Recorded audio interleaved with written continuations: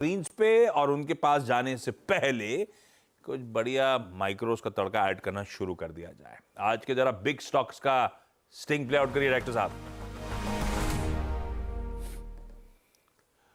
आज हमने big stocks में क्या क्या चुना? आशीष, बिग स्टॉक्स में मैं पहले स्टॉक लेके चल रहा हूँ मैरिको। आई थिंक अगर आपको याद होगा, जिस दिन मैरिको गिरा था मैंने एक चीज कही थी कि बांग्लादेश में तख्ता पलट हुआ है, देश नहीं बंद हो रहा है। और ये हाइंडसाइट में आपको एक अच्छी अपॉर्चुनिटी दिखेगी मैरिको में।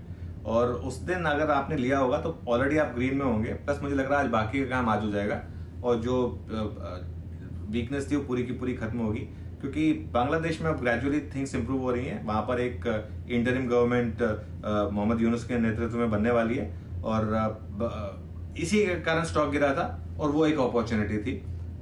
खैर एनीवे, वैसे भी आज थोड़ा सा एफएमसीजी आउट परफॉर्म कर सकता है। एफएमसीजी का आउट परफॉर्म करने के दो रीजन है। एक तो ग्लोबल रिस्क ऑफ में हमेशा थोड़े से सेफ स्टॉक्स आउट परफॉर्म करते हैं। दूसरा, ऑफ लेट क्रूड प्राइसेस का जिस तरीके का बिहेवियर रहा है, और मैरिको भी काफी कोरिलेटेड है क्रूड प्राइसेस से, तो इसके लिए उसके डेरिवेटिव से, तो इसके लिए इसको मैं आज ग्रीन में लेके चल रहा हूँ। दूसरा स्टॉक जो मैं लेकर चल रहा हूं वो है गोदरेज कंज्यूमर। ये खुलेगा रेड में, लेकिन नंबर इतने खराब नहीं है, और प्लस ये स्टॉक नॉर्मली गिरता नहीं है खराब नंबर पर भी।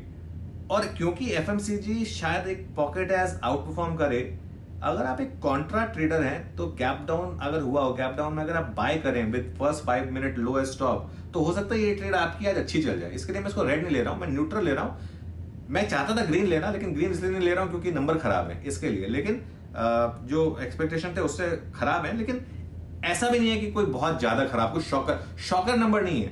752 करोड़ का इबिटा एक्सपेक्टेड था, 724 करोड़ आया है।